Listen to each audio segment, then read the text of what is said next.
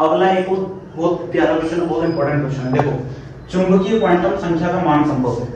चुंबकीय क्वांटम संख्या, magnetic quantum number represent किससे करते हैं हम लोग? m से। क्या सिखाया था मैंने?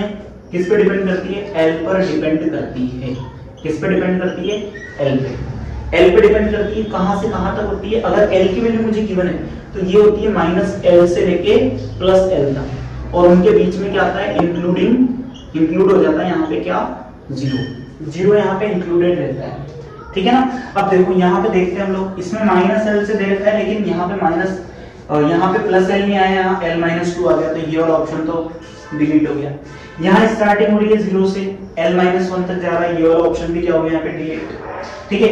यहाँ -12 से स्टार्ट होकर +12 जा रहा है, ये वाला ऑप्शन भी हम लोगों ने यहाँ पे क्या कर दिया? कैंसिल। तो इस तरह से आप ऑप्शंस एलिमिनेशन का मेथड भी लगा सकते हो। अब यहाँ देखो, यहाँ -l से स्टार्टिंग हो रही है, +l तक जा रहा है, इसके बीच में आपको कंफ्यूज करने के लिए कुछ इस तरह के टर्म्स दे दिए उसने, ठीक है। तो यहाँ पे हम लोगों को ध्यान रखना है, देखो l से पहले क्या आएगा? l-1, उससे पहले क्या आएगा? l-2, ठीक है। तो यहाँ तो बिल्कुल सही चल रहा है। अब इधर देखते हैं, अगर मैं इधर लिखना चाहूँ तो -l, यानी कि जिसे मैं 3 के लिए लिखता हूँ तो -3 के बाद मैं क्या लिखूंगा? -2 लिखूंगा, तो क्या हो जाएगा? -l+1। -3 में जैसे ही आप +1 ऐड करेंगे ऑटोमेटिक क्या हो जाएगा? -2। फिर -3, इसने क्या लिखा है? -3 नहीं, -1, इसने क्या लिखा है? -l+2। तो -3 में अगर आप +2 करेंगे तो कितना आ जाएगा? -1 आ जाएगा, ठीक है। तो ऑटोमेटिकली l = 3 के लिए सेटिस्फाई हो रहा है ना, इट मींस ये हमारा क्या होगा? यहाँ पे करेक्ट ऑप्शन होगा, ठीक है। अगला टॉपिक लेते हैं, परमाणु क्रमांक Z। देखो, परमाणु क्रमांक Z क्या होता है? एक परमाणु होता है, उसके नाभिक में क्या उपस्थित होते हैं? प्रोटॉन तथा न्यूट्रॉन। नाभिक में क्या उपस्थित होते हैं? प्रोटॉन तथा न्यूट्रॉन, ठीक है।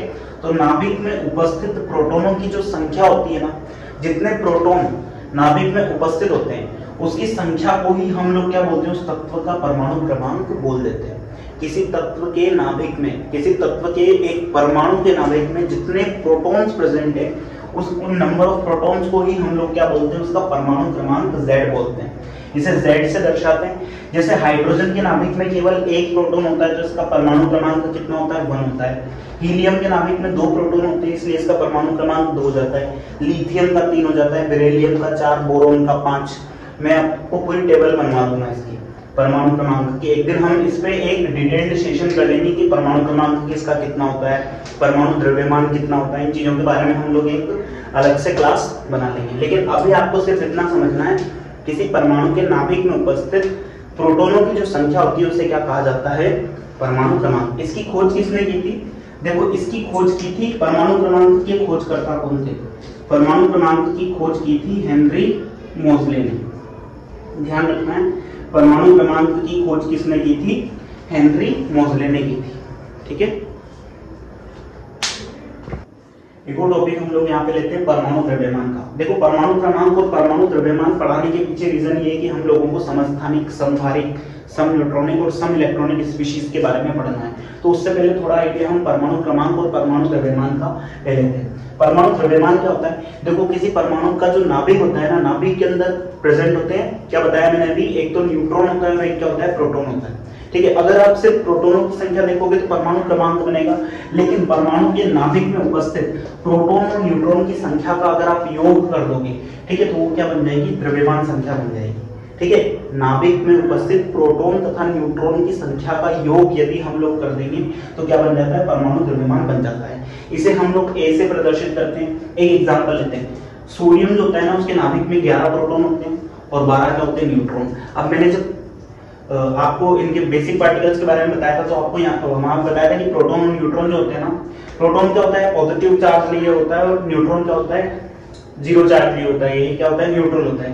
एक बात और हमें यहाँ ध्यान रखनी कि प्रोटॉन तथा न्यूट्रॉन का जो मास होता है ना, वो लगभग बराबर होता है। इलेक्ट्रॉन का मास बहुत कम होता है इन दोनों के कंपैरिजन में, इसलिए इलेक्ट्रॉन के मास को कभी भी, जब परमाणु का मास ज्ञात करते हैं तो कभी भी इलेक्ट्रॉन के मास को नहीं जोड़ा जाता, सिर्फ इन्हीं दोनों का मास जोड़ा जाएगा। यानी कि 11 + 12 कितना एटॉमिक मास आ जाएगा इसका? 23। सिर्फ प्रोटॉन और न्यूट्रॉन की आपको क्या जोड़नी है? यहाँ पे संख्या जोड़नी है, उससे क्या आ जाएगा? आपके पास इसका परमाणु द्रव्यमान आ जाएगा। तो अगर मैं यहाँ पे एक परमाणु का प्रतीक बनाऊं, परमाणु का प्रतीक। ठीक है, तो परमाणु का प्रतीक क्या बनेगा, यहाँ पे x लिख दिया मैंने परमाणु का प्रतीक, इसके नीचे क्या आ जाती है परमाणु की संख्या, तथा यहाँ पे ऊपर क्या आ जाती है परमाणु द्रव्यमान संख्या। ठीक है, तो जैसे x की जगह मैंने क्या ले लिया, कोई सोडियम ले लिया है ना, सोडियम लिया यहाँ पे, तो नीचे क्या आ जाएगी सोडियम की परमाणु संख्या यानी कि 11। जो प्रोटॉन की संख्या होती है वही उसकी परमाणु संख्या होती है, तो नीचे तो आ जाएगा 11 और ऊपर a यानी कि द्रव्यमान संख्या कितनी आई है 23। इस तरीके से हम किसी भी परमाणु को रिप्रेजेंट कर सकते हैं। ये वाला क्वेश्चन जो हमने अभी जस्ट टॉपिक पढ़ा है ना उसके ऊपर, ऑक्सीजन के परमाणु में 8 प्रोटॉन और 8 न्यूट्रॉन होते हैं। ठीक है, ऑक्सीजन का परमाणु का जो नाभिक होता है ना उसमें 8 प्रोटॉन और 8 न्यूट्रॉन पाए जाते हैं। अतः इसकी परमाणु संख्या और द्रव्यमान संख्या पूछा है, इसकी परमाणु संख्या क्या होगी और द्रव्यमान संख्या क्या होगी। क्विक रिवीजन करते हैं फटाफट से। क्या होता है परमाणु संख्या, देखो परमाणु संख्या या परमाणु क्रमांक एक ही चीज होती है ना, आप परमाणु का क्रमांक बोल दो या परमाणु संख्या बोल दो। ठीक है, रिप्रेजेंट करते हैं किससे इसको रिप्रेजेंट करते हैं हम लोग Z से, और Z की जो संख्या होती है ना वो किसके बराबर होती है, नंबर ऑफ प्रोटॉन्स के बराबर। और इसमें नंबर ऑफ प्रोटॉन कितने दे रखे हैं, 8 प्रोटॉन दे रखे हैं इसके अंदर, तो परमाणु क्रमांक कितना हो जाएगा इसका 8। इसलिए ये वाला ऑप्शन तो एलिमिनेट हो गया क्योंकि उसने पहले क्या बोला है परमाणु संख्या बोला है। ठीक है, ये तीनों ऑप्शंस यहाँ पे पॉसिबल है। अब हम लोग यहाँ पे क्या निकालेंगे, द्रव्यमान संख्या। द्रव्यमान संख्या की यदि बात की जाए, ठीक है, द्रव्यमान संख्या की बात की जाए तो द्रव्यमान संख्या क्या होगी इसकी, A equals to number of proton plus number of neutron. ठीक है, नंबर ऑफ प्रोटॉन कितने हैं यहाँ पे, नंबर ऑफ प्रोटॉन यहाँ पे 8 है। ठीक है, प्लस नंबर ऑफ न्यूट्रॉन्स कितने 8 है, दोनों को अगर मैं ऐड करता हूं तो कितना आएगा 16। ठीक है, यहाँ पे अगर हम पहले द्रव्यमान संख्या निकालते हैं ना तो तीन ऑप्शन ऑटोमेटिकली एलिमिनेट हो जाते हैं।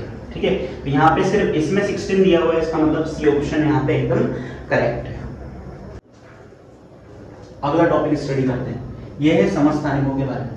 समस्थानिक क्या होते हैं, देखो एक ही तत्व जब प्रकृति में एक से ज्यादा रूपों में पाया जाता है, ठीक है ना, एक से ज्यादा, एक ही तत्व जिसके लिए परमाणु क्रमांक क्या रहेगा, Z तो क्या रहेगा सेम रहेगा, परमाणु क्रमांक Z सेम रहेगा, लेकिन यहाँ पे जो द्रव्यमान संख्या है ना, द्रव्यमान संख्या क्या रहेगी यहाँ पे, ये क्या आएगी, डिफरेंट आएगी, भिन्न भिन्न आएगी। द्रव्यमान संख्या क्या रहेगी, भिन्न भिन्न। एक ही तत्व के भिन्न भिन्न परमाणु जिनके लिए परमाणु क्रमांक तो सेम रहेगा क्योंकि तत्व सेम है, लेकिन इनके लिए द्रव्यमान संख्या एक क्या आएगी, डिफरेंट आएगी, अलग अलग आएगी। तो हम इसे जो भी परमाणु आएंगे ना एक ही तत्व के, उनका नाम क्या रखेंगे, समस्थानिक। अब समस्थानिकों के बहुत सारे एग्जाम्पल्स होते हैं, जैसे एक एग्जाम्पल हम लोगों ने यहाँ पे ले लिया समस्थानिक का, जैसे हाइड्रोजन के 3 समस्थानिक है, कौन कौन से, 1H1, ठीक है, 1H2, आपको पता ही है हम नीचे क्या लिखते हैं, परमाणु का क्रमांक लिखते हैं, ऊपर क्या लिखते हैं, द्रव्यमान संख्या, ठीक है, 1H3, इसको बोलते हैं हम लोग प्रोटियम, इसको बोलते हैं ड्यूटीरियम, और इसको क्या बोलते हैं, ट्राइटियम।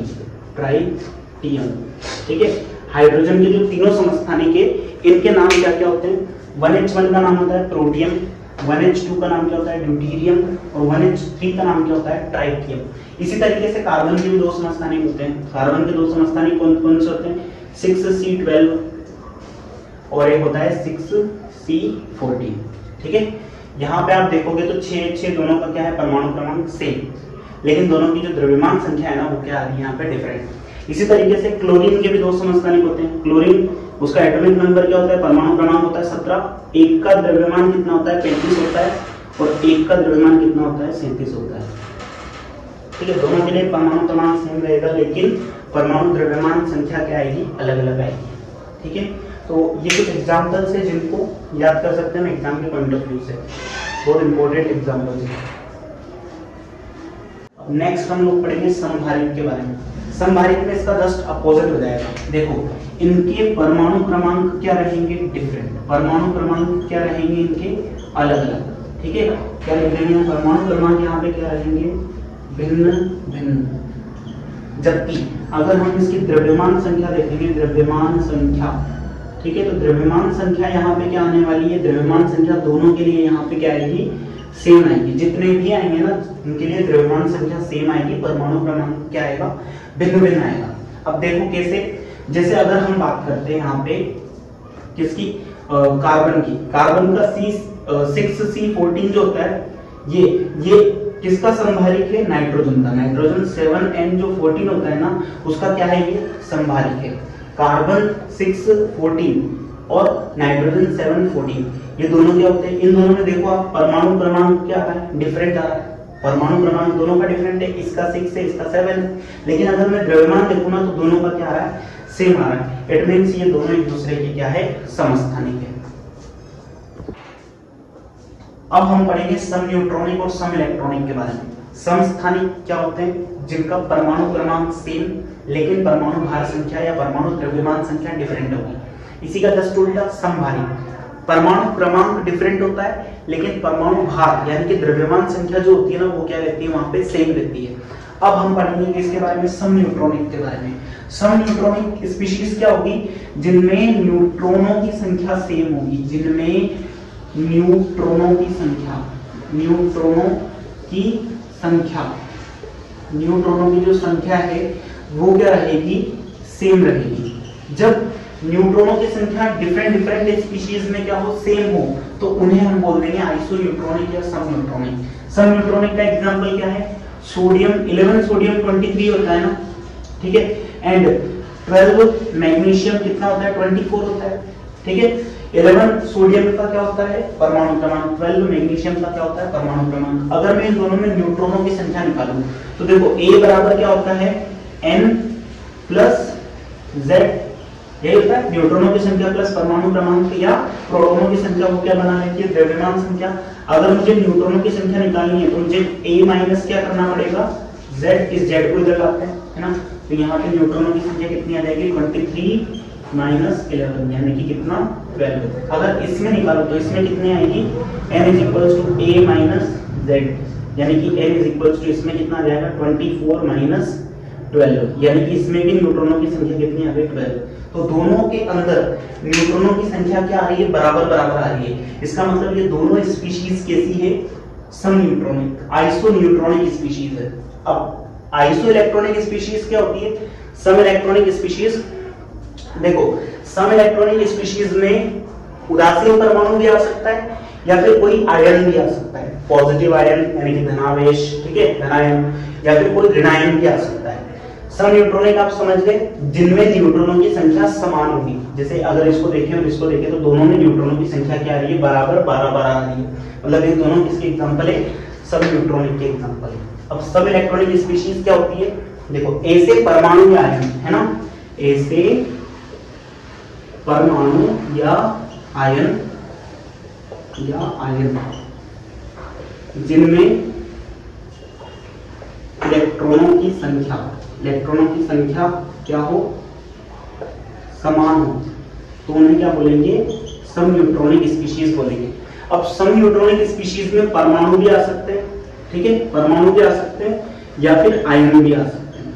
कैसे, देखते हैं एग्जांपल। जैसे मैंने लिख दिया O2-, तो ऑक्सीजन का परमाणु क्रमांक कितना होता है, 8 होता है। कितने इलेक्ट्रॉन होते हैं उसके अंदर, 8, ठीक है। जितना परमाणु क्रमांक होता है उतना ही क्या होता है, इलेक्ट्रॉन्स। अब 2- आ रहा है तो 2 इलेक्ट्रॉन एक्स्ट्रा, माइनस चार्ज कब आता है, जब एक्स्ट्रा इलेक्ट्रॉन आते हैं। तो 8 + 2, इसके अंदर इलेक्ट्रॉन कितने हो गए, 10 इलेक्ट्रॉन, ठीक है।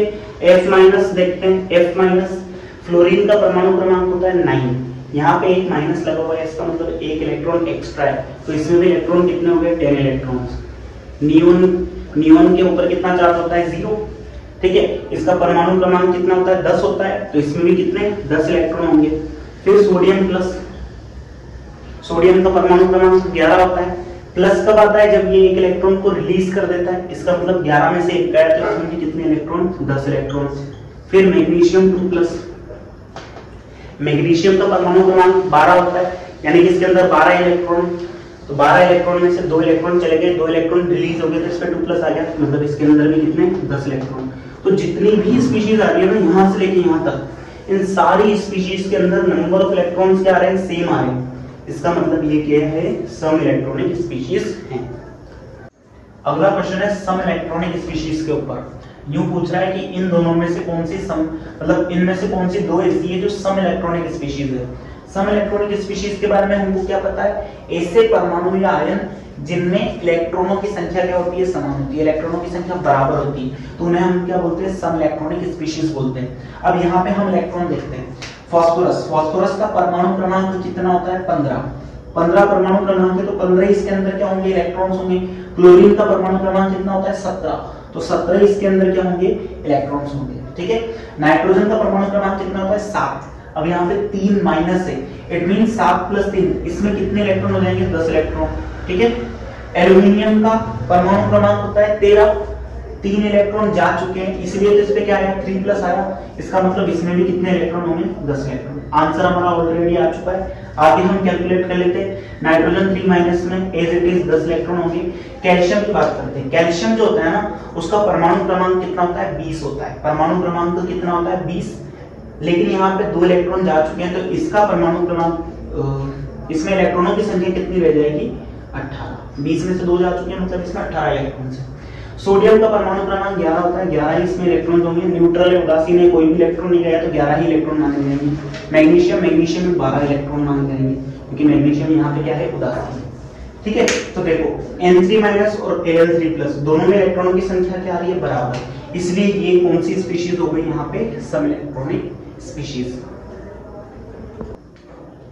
अब हम कुछ इलेक्ट्रॉनिक विन्यास के नियम देख लेते हैं। हमें कोई भी तत्व दे देगा और हमसे बोलेगा कि इसका इलेक्ट्रॉनिक विन्यास लिखो। किस तरीके से हम उसका इलेक्ट्रॉनिक विन्यास लिखेंगे, यहाँ पे कुछ नियम हम लोग उस चीज से रिलेटेड पढ़ने वाले हैं। सबसे पहला रूल क्या है, N+L रूल। N यहाँ पे प्रिंसिपल क्वांटम नंबर है और L क्या है, यहाँ पे एजीमुथल क्वांटम नंबर, यानी कि दिगंशी क्वांटम संख्या। मुख्य क्वांटम संख्या और दिगंशी क्वांटम संख्या को हमें यहाँ पे क्या करना है, जोड़ना है। ठीक है।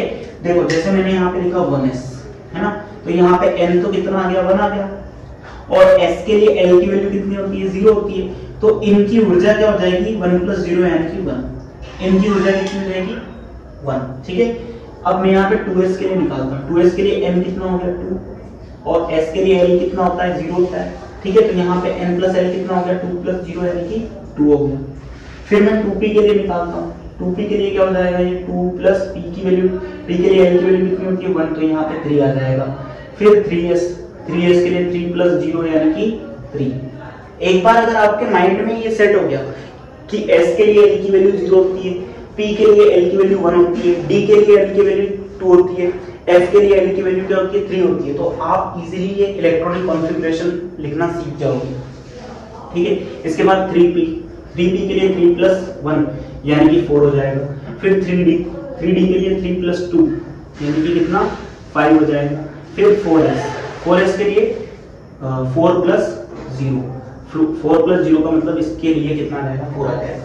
अब ये N+L क्या बताता है, ये N+L बताता है किसी भी उपकोष की ऊर्जा के बारे में। ठीक है ना, ये N+L रूल क्या बताता है, किसी भी उपकोष की ऊर्जा के बारे में। जब भी आप इलेक्ट्रॉन भरोगे, ठीक है, जब भी आप इलेक्ट्रॉनिक विन्यास लिखोगे तो हमेशा ध्यान रखना कक्षकों को उनकी ऊर्जा के बढ़ते हुए क्रम में भरना है।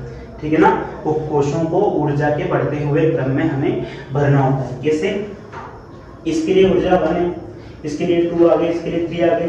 ठीक है। देखो इन दोनों के लिए 3 आ गई ऊर्जा। ठीक है। फिर 4 आ गई। अब यहाँ पे देखो पहले 5 आ गया, एनर्जी 3d की कितनी आई है, 5, और 4s की कितनी आ रही है, 4। तो पहले इलेक्ट्रॉन किस में जाएंगे, 4s में जाएंगे, उसके बाद में इलेक्ट्रॉन किस में जाएंगे, 3d में। ठीक है। तो यहाँ पे अगर मैं ऑर्डर लिखूँ ना, तो सबसे पहले 1s में जाएगा इलेक्ट्रॉन, फिर 2s में, फिर 2p में, फिर 3s में, फिर 3p में। अब 3d में नहीं जाएगा, पहले 4s में जाएगा, क्योंकि 4s के लिए n+l की वैल्यू 4 आ रही है और 3d के लिए n+l की वैल्यू कितनी आ रही है, 5 आ रही है। तो पहले इलेक्ट्रॉन 4s में जाएगा, उसके बाद किस में जाएगा, 3d में। और इस तरीके से ऑर्डर हम लोग फॉलो करेंगे, किसके अकॉर्डिंग, N+L रूल के अकॉर्डिंग।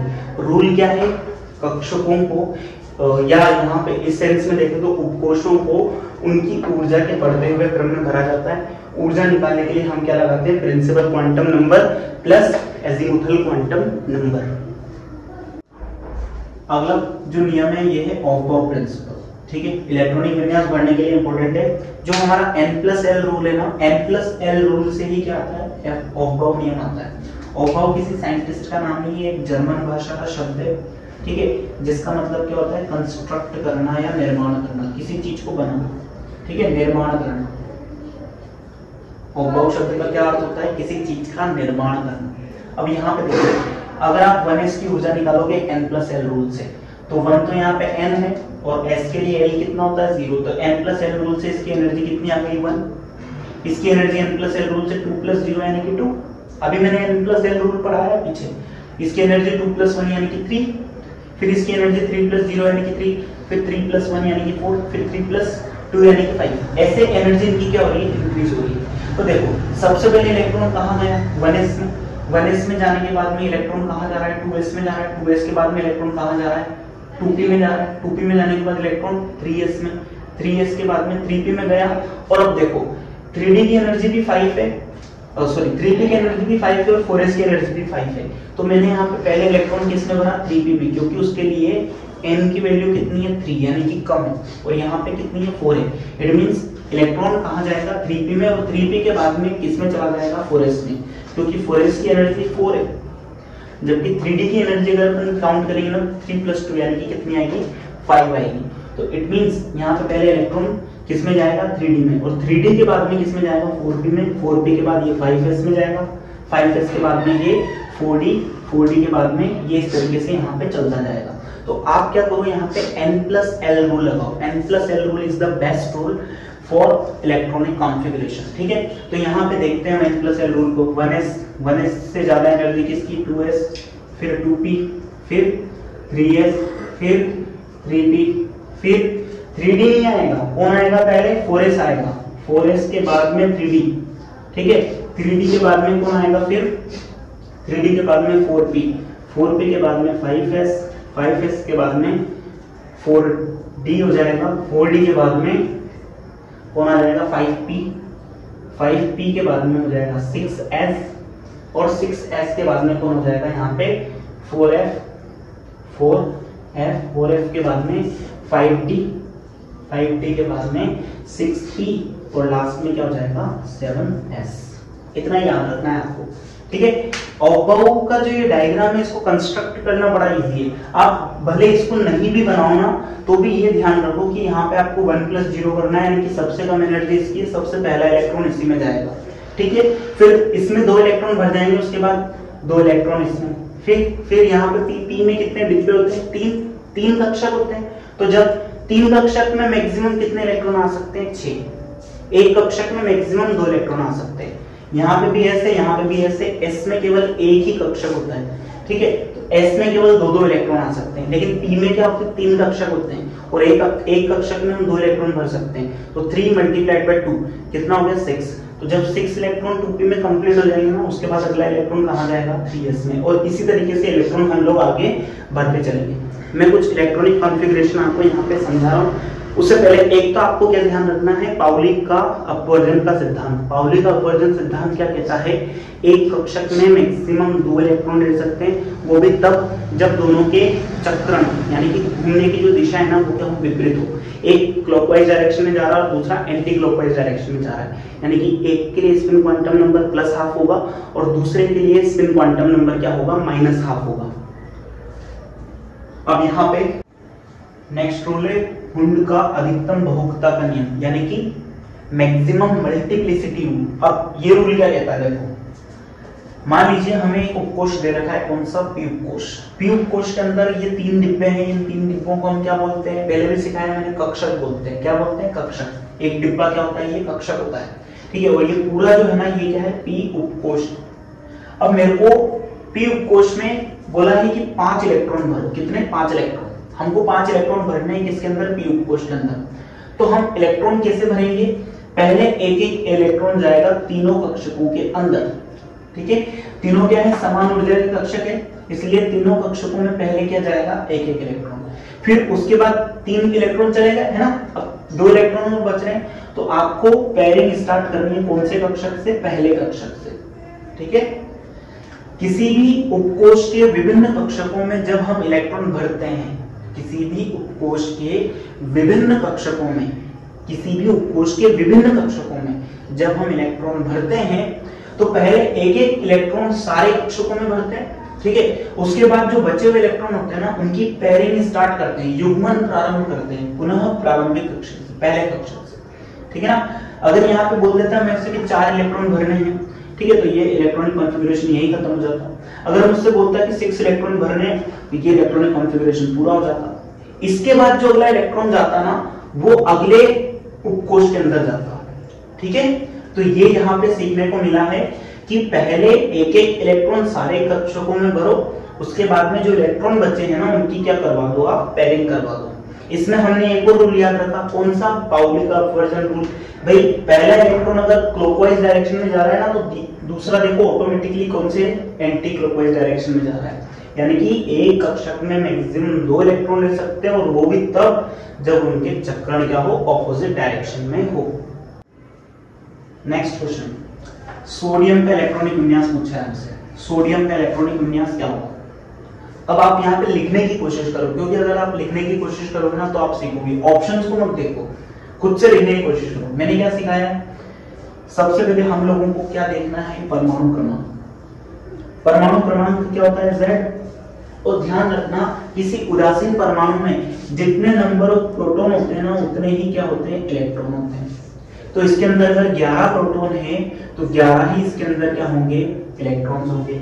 यानी कि हमें 11 इलेक्ट्रॉन्स को क्या करना है, इसके विभिन्न कोशों में डिस्ट्रीब्यूट करना है। तो वो क्या बन जाएगा, इसका इलेक्ट्रॉनिक विन्यास।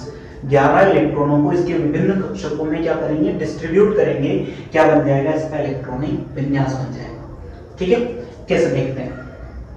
तो सोडियम 11 का हम इलेक्ट्रॉनिक विन्यास लिखने की कोशिश करते हैं। 1s। अच्छा, s का ध्यान रखना, s जो होता है ना, इसके अंदर एक ही कक्षक होता है, और एक कक्षक में मैक्सिमम 2 इलेक्ट्रॉन आ सकते हैं। बार बार समझा रहा हूँ, पाउली की एक्सक्लूजन थ्योरी, ठीक है। p उपकोष जो होता है उसके अंदर कितने कक्षक होते हैं, 3 कक्षक होते हैं, ठीक है। d अगर आ जाएगा तो d के अंदर कितने कक्षक भरेंगे हम लोग, 5 कक्षक भर देंगे, ठीक है ना।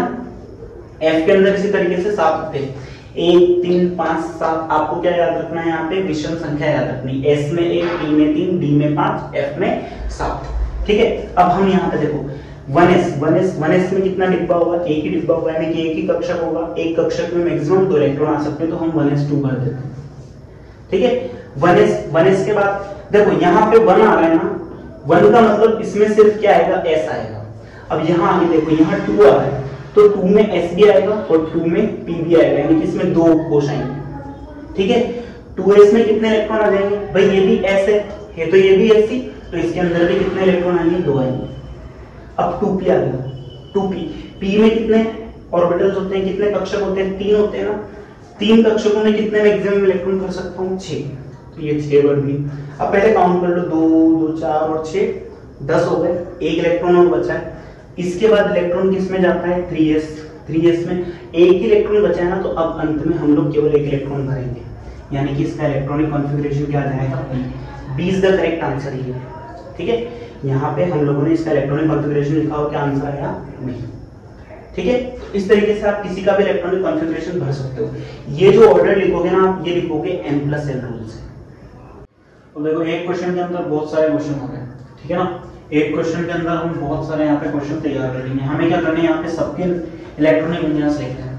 मैंने यहाँ पे इंपॉर्टेंट सारे लिख लिए हैं, जिनके हम लोगों को क्या लिखना है, यहाँ पे इलेक्ट्रॉनिक विन्यास लिखना है। सबसे पहले स्टार्टिंग करते हैं नाइट्रोजन से। नाइट्रोजन का परमाणु क्रमांक कितना, 7, मतलब इसके अंदर प्रोटॉनों की संख्या कितनी, 7 अगर प्रोटॉन है तो 7 ही क्या होंगे, इसके अंदर इलेक्ट्रॉन्स होंगे, ठीक है। तो इसका इलेक्ट्रॉनिक विन्यास सबसे पहले 1s में कितने इलेक्ट्रॉन जाएंगे, 2s, ये भी ऐसे, s में मैक्सिमम 2 इलेक्ट्रॉन ले सकते हैं। फिर क्या आ जाएगा, 2p, ठीक है। p में मैक्सिमम कितने, 6 इलेक्ट्रॉन आ सकते हैं। कितने आ सकते हैं, 6 इलेक्ट्रॉन। लेकिन यहाँ पे हमें केवल 7 भरने हैं, 7 में से 4 हम ऑलरेडी भर चुके हैं, सिर्फ 3 बचे, इसका मतलब 3 इलेक्ट्रॉन यहाँ पे आ जाएंगे, ठीक है। सेम तरीके से ऑक्सीजन का इलेक्ट्रॉनिक विन्यास लिखेंगे, 1s में 2 इलेक्ट्रॉन, फिर उसके बाद 2s में 2 इलेक्ट्रॉन, फिर 2p। अब यहाँ पे 2 4 इलेक्ट्रॉन ऑलरेडी आ चुके हैं, 4 और बचे, इसके अंदर 4 आ जाएंगे, ठीक है। नेक्स्ट है नियोन, 1s2 2s2 2p। अब देखो 2 4 इलेक्ट्रॉन ऑलरेडी आ चुके हैं। यहाँ पे नियोन क्या है, 10, इट मींस 6 इलेक्ट्रॉन यहाँ आ जाएंगे। अब यहाँ पे देखो p कक्षक या हम कहें तो p उपकोष भी पूरी तरीके से यहाँ पे भर चुका है, p सब शेल में भी यहाँ पे कंप्लीटली फिलअप हो चुका है। अब हम बात करते हैं क्लोरीन की। क्लोरीन 1s2 2s2 2p6 ठीक है 3s2 कितने हुए 2 2 4 6 10 और 2 12 इलेक्ट्रॉन भर चुके हैं। फिर इसके बाद कौन आ जाएगा 3p। p में मैक्सिमम 6 इलेक्ट्रॉन आ सकते हैं। ध्यान रखो मैं यहाँ लिख देता हूँ s में मैक्सिमम 2 इलेक्ट्रॉन आ सकते हैं, p में मैक्सिमम 6 इलेक्ट्रॉन आ सकते हैं, d में मैक्सिमम 10 इलेक्ट्रॉन आ सकते हैं और f में मैक्सिमम कितने 14 इलेक्ट्रॉन आ सकते हैं। इनसे ज्यादा इलेक्ट्रॉन कभी भी नहीं आएंगे, इतने ही इलेक्ट्रॉन आ सकते हैं मैक्सिमम, ये ध्यान रखना है। p में मैक्सिमम 6 इलेक्ट्रॉन आ सकते हैं, यहाँ पे 12 ऑलरेडी हो चुके हैं, 17 टोटल भरने, तो यहाँ पे कितने आ जाएंगे 5 ठीक है। इसके बाद ऑर्गन की बात करते हैं। ऑर्गन में 1s2 2s2 2p6 3s2 तक पहुंच गए, टोटल 18 भरने, 3p में कितने आ जाएंगे यहाँ पे 6 आ जाएंगे ठीक है। इतना समझ में आ गया।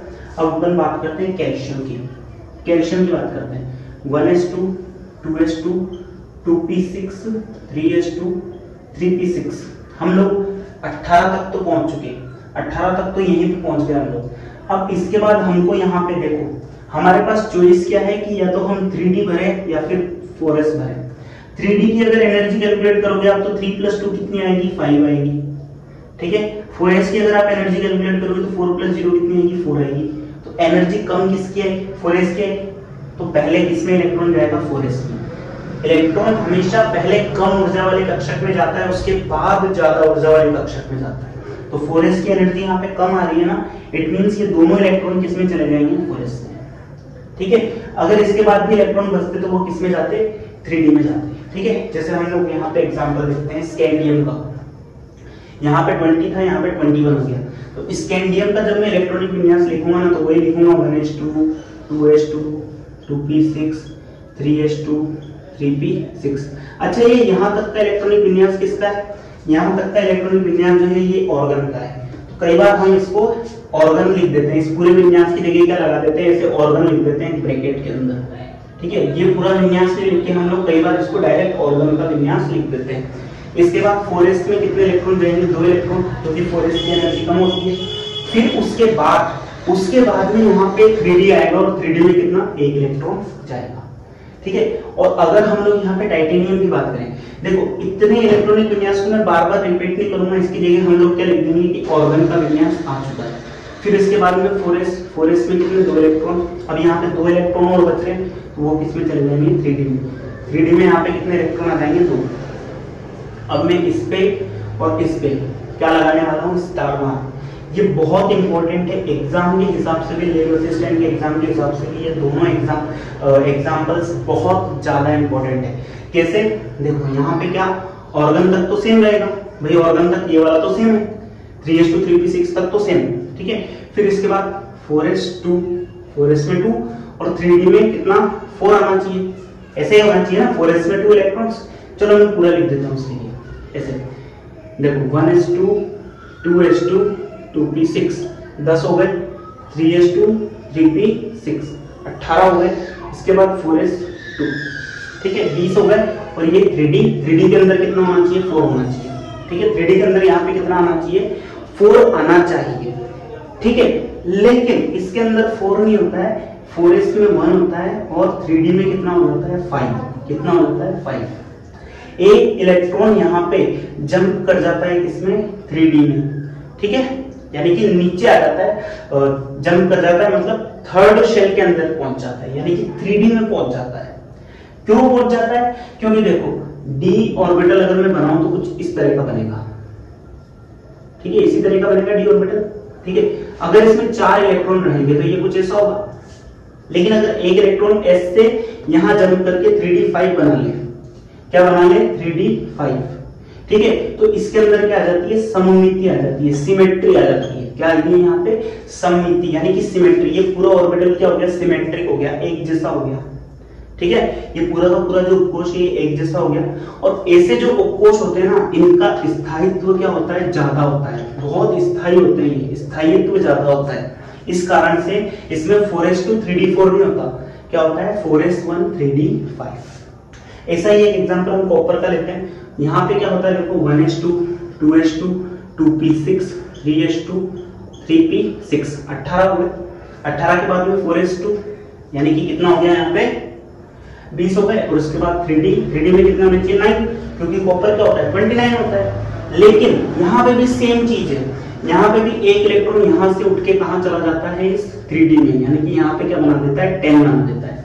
तो 10 क्यों, देखो यहाँ पे भी 3d 10 हो जाएगा, और अगर सब में इलेक्ट्रॉन है इस तरीके से तो ये भी क्या है सममिति, और इसीलिए इसका स्थायित्व भी ज्यादा होता है। इसे बोला जाता है अर्धपूरित कक्षक, इसे बोला जाता है पूर्ण पूरित कक्षक।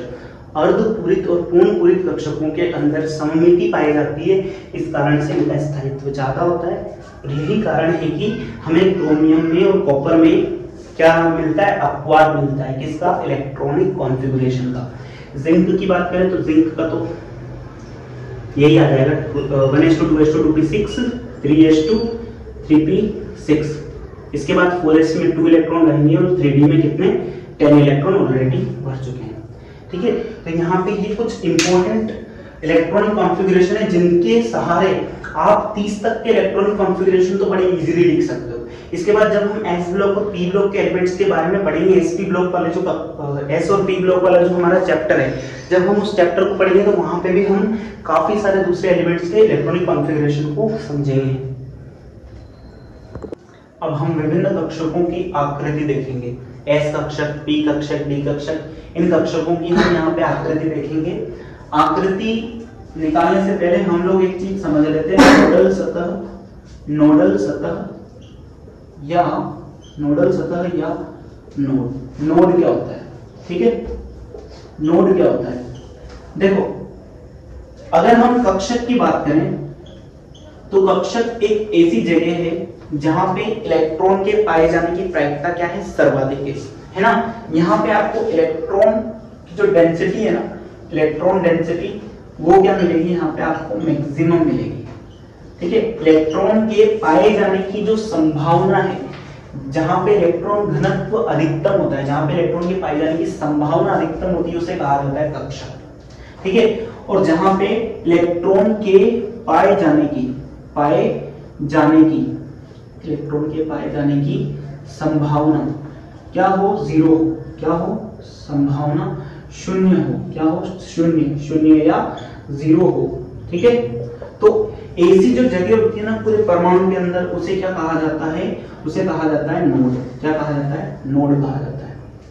जहां पे इलेक्ट्रॉन के पाए जाने की संभावना या इलेक्ट्रॉन डेंसिटी मैक्सिमम होती है ना, उसे क्या कहा जाता है, कक्षक कहा जाता है। ठीक है, और जहां पे इलेक्ट्रॉन के पाए जाने की संभावना शून्य होती है, मतलब उस जगह आपको परमाणु में इलेक्ट्रॉन नहीं मिलेगा, तो ऐसी जगह को हम लोग क्या बोलते हैं, नोड या नोडल सतह बोलते हैं।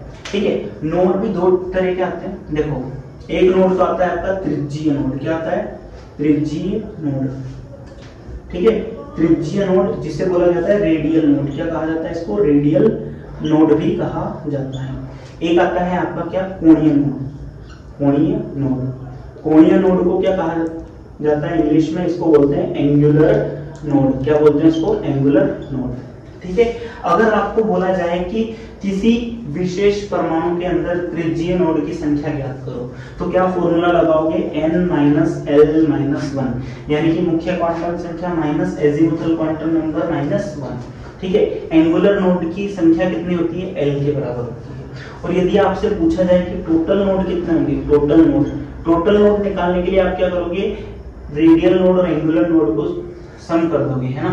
n-l-1 प्लस l से l कैंसिल हो जाएगा, तो टोटल नोड्स कितने आएंगे, n-1 के बराबर। ठीक है, तो किसी भी परमाणु के लिए अगर आपको रेडियल नोड निकालने तो कौन सा फॉर्मूला, n-l-1, और एंगुलर नोड निकालने तो सीधे l का मान निकाल लो किसी भी कक्षक के लिए। ठीक है, टोटल नोड्स कितने होंगे उस कक्षक में, n-1 के बराबर होंगे। ठीक है, कक्षकों की आकृति में हम लोग सबसे पहले s कक्षकों की आकृति देखेंगे। s में भी हम 1s 2s 3s इनकी अलग अलग आकृतियां यहाँ पे देखेंगे, और इनके अंदर मैं आपको बताऊंगा कि नोड्स किस प्रकार से ढूंढे जाते हैं। ठीक है, तो देखो यहाँ पे सबसे पहले हम 1s की बात करते हैं। 1s के लिए n कितना होगा, 1 होगा, l कितना होगा इसके लिए 0। ठीक है।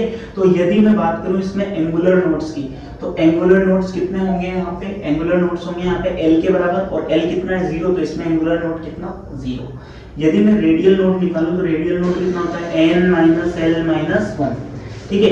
n यहाँ पे कितना है 1, L कितना है यहाँ पे 0 - 1, तो 1 - 1 कितना हो जाएगा 0, यानी कि इसमें टोटल नोड्स भी कितने आ जाएंगे 0 + 0 कितने हो गए 0, यानी कि 1s के अंदर आपको कोई भी नोड नजर नहीं आएगा। तो 1s ऑर्बिटल अगर आप बनाओगे ना, तो 1s ऑर्बिटल कैसे बनेगा, ये हम लोगों ने यहाँ पे क्या ले लिए, एक्सिस ले लिए x y z, ठीक है, ये x एक्सिस, ये y एक्सिस और ये z एक्सिस, इसके अराउंड हम लोग क्या बना देंगे, एक स्फीयर बना देंगे।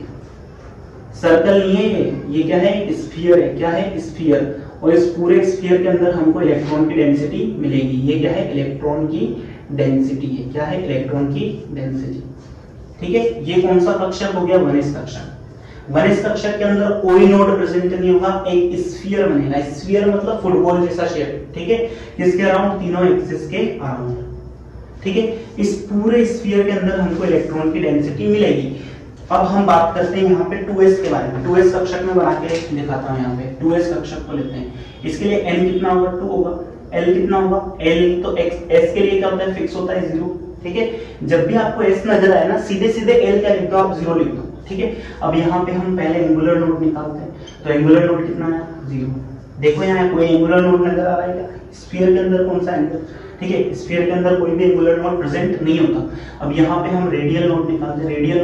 रेडियल नोड की अगर बात करें तो यहाँ पे देखो n - l - 1 फॉर्मूला होता है, तो 2 - 0 - 1 यानी कि 2 - 1, तो रेडियल नोड इसके अंदर कितना आएगा 1 आएगा। तो टोटल नोड्स भी कितने हो जाएंगे इसके अंदर, टोटल नोड्स 1 ही होगा, 1 + 0 यानी कि 1, तो इसके अंदर टोटल नोड्स भी कितने आएंगे 1 आएंगे। अब मैं बताता हूँ आपको इसकी शेप हम लोग कैसे बनाएंगे। यहाँ पे देखिए 2s की शेप किस तरह से बनाई जाती है। ये हम लोगों ने x ले लिया, ये y ले लिया, और ये क्या ले लिया हम लोगों ने z।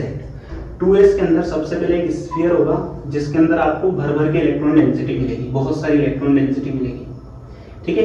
ये स्फीयर बनेगा। इसके बाद में मैं इसको थोड़ा सा लंबा कर देता हूँ एक्सिस को। इसके बाद में यहाँ पे ऐसा वॉल्यूम आएगा जिसमें आपको एक भी इलेक्ट्रॉन नहीं मिलेगा, और यही जो है ना, इसी को हम लोग क्या बोलेंगे, इसी को क्या बोलेंगे हम लोग रेडियल नोड। क्या बोलेंगे, रेडियल नोड या त्रिज्यीय नोड। ये एक ऐसी जगह होगी जहां पे आपको एक भी इलेक्ट्रॉन नहीं मिलेगा।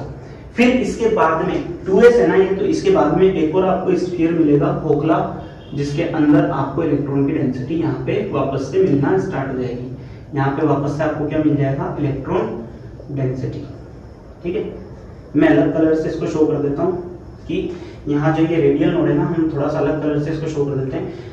रेडियल नोड यहाँ पे ये वाला जो है ना, इसको क्या बोलेंगे हम लोग रेडियल नोड, यानी कि यहाँ पे आपको इलेक्ट्रॉन नहीं मिलेंगे, इलेक्ट्रॉन डेंसिटी इसके अंदर मिलेगी। फिर एक नोड आएगा, ये वाला एक नोड, कौन सा, वो भी रेडियल नोड, ठीक है। फिर उसके बाद में वापस से आपको इलेक्ट्रॉन की डेंसिटी मिलना स्टार्ट हो जाएगी, ठीक है। अगर आप यही चीज 3s के लिए करते हो, 3s ऑर्बिटल के लिए अगर आप ये चीज करते हो, 3s के लिए n कितना हो जाएगा 3 हो जाएगा, l कितना हो जाएगा यहाँ पे 0, तो इसका एंगुलर नोड तो कितना हो जाएगा, देखो l के बराबर होता है 0 हो जाएगा ऑटोमेटिकली। अगर मैं रेडियल नोड की बात करूँ, रेडियल नोड कितना आ जाएंगे इसके अंदर n - l - 1 यानी कि 3 - 0 - 1 यानी कि कितने रेडियल नोड आएंगे इसके अंदर 3, यानी कि इसमें टोटल नोड्स भी कितने होंगे, सॉरी 2 रेडियल नोड आएंगे, यानी कि टोटल नोड भी कितने होंगे इसके अंदर 2 ही होंगे। तो अगर मैं 3s बनाने की कोशिश करता हूं तो 3s कुछ इस तरह का बनेगा। 3s हमारा कुछ इस तरह से बनेगा। सबसे पहले एक स्फीयर आएगा जिसमें बहुत सारे क्या होंगे, इलेक्ट्रॉन्स की डेंसिटी होगी, ठीक है। फिर एक जगह आएगी पहला नोड, फिर उसके बाद एक स्फीयर आएगा जिसके अंदर इलेक्ट्रॉन की डेंसिटी होगी, ठीक है। यहाँ पर इलेक्ट्रॉन की बहुत सारी डेंसिटी आपको वापस से मिलना स्टार्ट हो जाएगी। फिर उसके बाद में एक और क्या आ जाएगा, यहाँ पे नोड आ जाएगा। उसके बाद में ये एक और नोड आएगा, फिर इसको थोड़ा सा ढंग से बनाते हैं। उसके बाद में ये एक नोड और यहाँ पे मिलेगा, और उसके बाद में वापस से आपको क्या मिलेगी, यहाँ पे इलेक्ट्रॉन्स की डेंसिटी मिल जाएगी, ठीक है। उसके बाद में यहाँ बाहर आपको वापस से इलेक्ट्रॉन की क्या मिल जाएगी, डेंसिटी मिल जाएगी। मेरा पर्पज यहाँ पे समझाने का है। देखो पहले इलेक्ट्रॉन की डेंसिटी मिली, फिर एक नोड मिला, फिर इलेक्ट्रॉन की डेंसिटी, फिर एक नोड मिला, फिर उसके बाद एक और इलेक्ट्रॉन की क्या मिल जाएगी, हमें डेंसिटी मिल जाएगी। तो इस तरह से यहाँ पे टोटल कितने 2 नोड्स आ गए, ये वाला और एक ये वाला, एक तो ये नोड है और एक ये नोड है, टोटल 2 रेडियल नोड्स यहाँ पे हम लोगों को मिल गए। एंगुलर नोड इसमें नहीं मिलता। एंगुलर नोड जब हम निकालेंगे ना तो वो किसमें मिलेगा, हमें p ऑर्बिटल के अंदर मिलेगा। तो आई होप आपको ये कक्षकों की आकृति अच्छे से क्लियर हो गई होगी और इनके अंदर आपको नोड्स निकालना भी अच्छे से आ गया होगा। अगली आकृति हम लोग देखेंगे p ऑर्बिटल की, ठीक है। p ऑर्बिटल के लिए l आप ऑलवेज याद रखो कितना होगा, 1 होगा, ठीक है ना। l कितना होगा इसके लिए 1। तो अगर हम m की वैल्यूज निकालेंगे तो क्या क्या आएगी, -1 आएगी, 0 आएगी और +1 आएगी, यानी कि -l से लेके +l तक इंक्लूडिंग 0, ठीक है। तो इसके कितने अभिविन्यास आएंगे, 3 क्या आएंगे इसके अभिविन्यास, यानी कि हमें 3 p ऑर्बिटल मिलेंगे।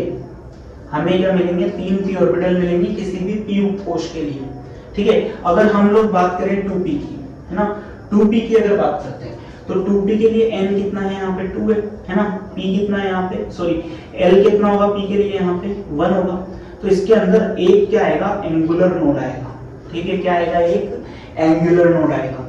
और रेडियल नोड की यदि बात की जाए तो रेडियल नोड इसके अंदर कितने होंगे, 2 -1 यानी कि कितने हो जाएंगे, 0, यानी कि 2p के अंदर आपको एक भी रेडियल नोड नहीं मिलेगा, ठीक है। हम यहाँ पे सिर्फ 2p डिस्कस करेंगे, 3p या 4p के बारे में हम यहाँ कोई डिस्कशन नहीं करेंगे।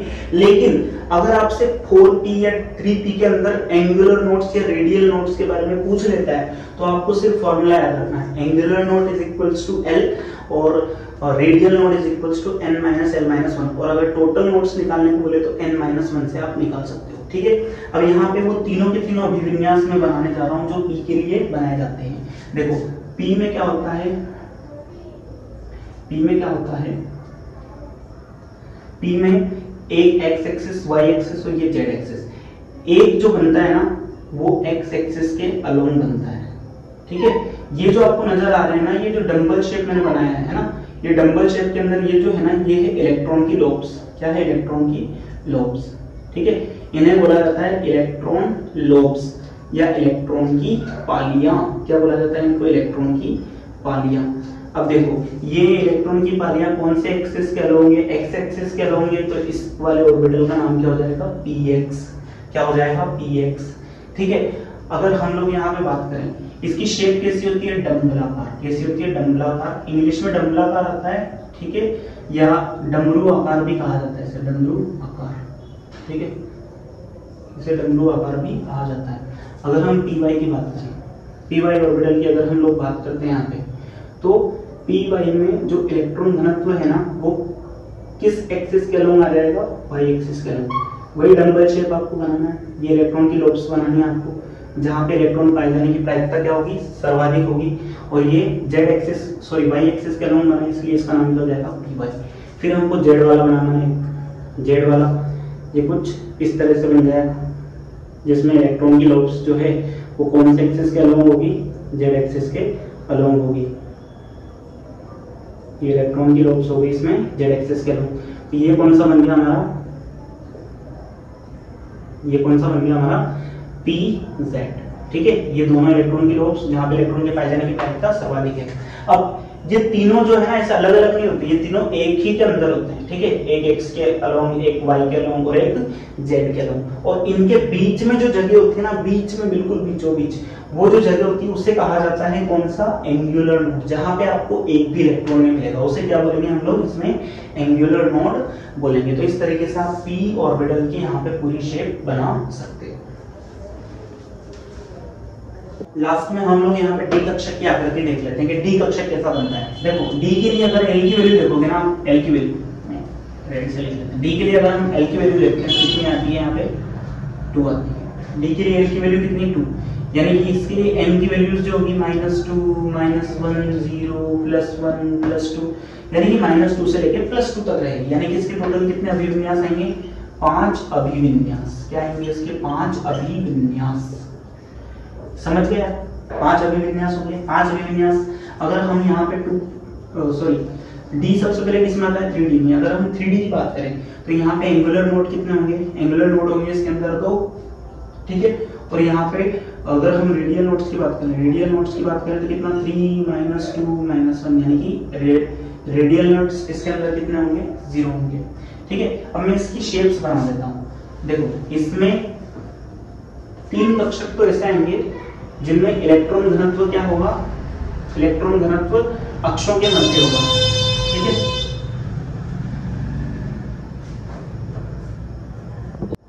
अब देखो मैं इसकी आपको डी ऑर्बिटल की शेप बना के दिखा रहा हूं। इसमें 3 ऑर्बिटल्स तो ऐसे बनेंगे जिनमें इलेक्ट्रॉन डेंसिटी क्या होगी, अक्षों के बीच में, एक्स वाई एक्सिस या वाई जेड एक्सिस या जेड एक्स एक्सिस के बीच में इलेक्ट्रॉन की पालियां जो होंगी ना वो कुछ इस तरह से होंगी। ठीक है, यहाँ पे भी इलेक्ट्रॉन की पालियां जो होंगी ना वो कुछ इस तरह से उपस्थित होंगी। यहाँ पे भी इलेक्ट्रॉन की पालियां कुछ इस तरह से उपस्थित होंगी। यानी कि इन तीनों के अंदर जो इलेक्ट्रॉन की पालियां है ना, इलेक्ट्रॉन पाली है ना, ये इलेक्ट्रॉन की जो पालियां है ना ये अक्षों के क्या है, मध्य में, अक्षों के क्या है, मध्य में, अक्षों के मध्य। ठीक है, किस किस में, इसको बोलेंगे हम डी एक्स वाई क्योंकि एक्स और वाई के बीच में, इसको बोलेंगे हम डी वाई जेड क्योंकि वाई और जेड के बीच में, इसको बोलेंगे हम डी जेड एक्स क्योंकि जेड और एक्स के बीच में है। तो ये जो 3 ऑर्बिटल्स होंगे ना, इन 3 ऑर्बिटल्स के लिए इलेक्ट्रॉन की जो पालियां होंगी वो कहां पे होंगी, अक्षों के बीच में। देखो इस वाले एक्सिस को देखो और इस वाले एक्सिस को देखो, इन दोनों अक्षों के बीच में क्या आ रही है, इलेक्ट्रॉन की ये पाली आ रही है।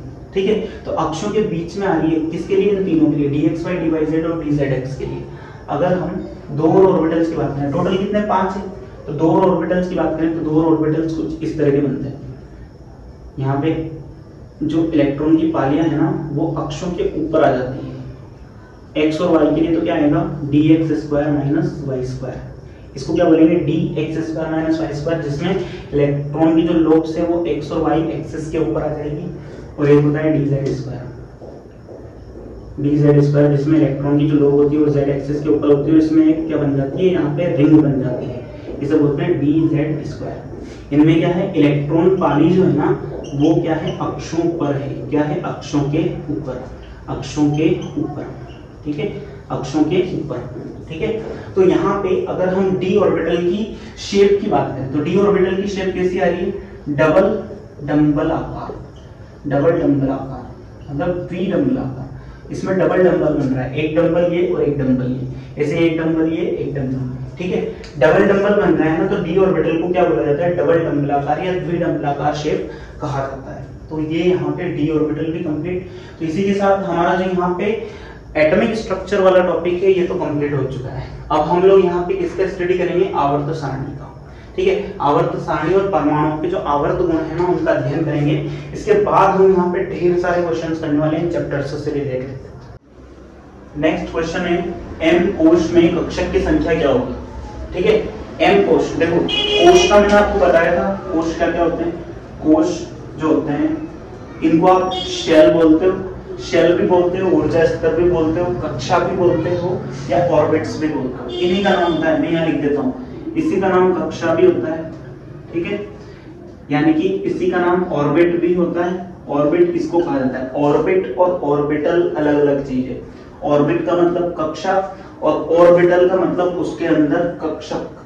ठीक है, इसी को हम लोग क्या बोल देते हैं, ऊर्जा स्तर।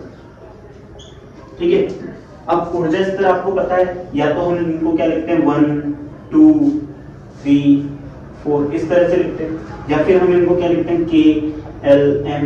तो M कितने पे आ रहा है, 3 पे आ रहा है, यानी कि M के लिए M की वैल्यू क्या है, n से रिप्रेजेंट करते हैं ना अपन, प्रिंसिपल क्वांटम नंबर या कोश को n से रिप्रेजेंट करते हैं। m के लिए n की वैल्यू कितनी आ रही है, 3।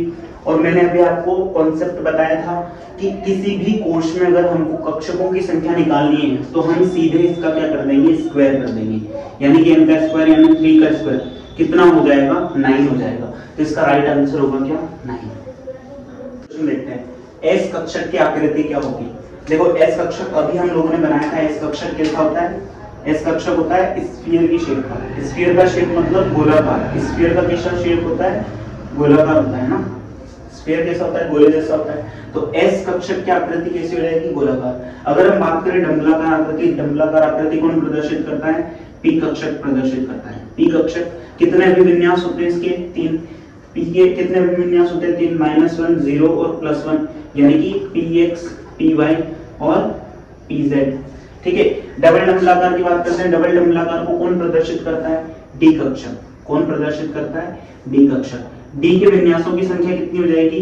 -2, -1, 0, +1 एंड लास्ट में +2। इनको क्या बोला जाता है? dxy, dyz, dzx, dx² - y² और लास्ट में dz²। तो इस तरीके से p के कितने अभिविन्यास हो जाते हैं? 3 अभिविन्यास हो जाते हैं। और डी कक्षक के कितने अभिविन्यास हो जाते हैं? 5 अभिविन्यास हो जाते हैं। s का सिर्फ एक ही अभिविन्यास होता है और उसके लिए m की वैल्यू क्या हो जाती है? 0, क्योंकि l भी कितना होता है इसका? 0 होता है। ठीक है। अब ये वाला क्वेश्चन देखो इलेक्ट्रॉनिक विन्यास दे दिया और उससे पूछ रहा है कि ये तत्व कौन सा होगा। ठीक है, इलेक्ट्रॉनिक विन्यास दिया हुआ है और उससे हमसे क्या पूछा गया है कि ये तत्व कौन सा होगा।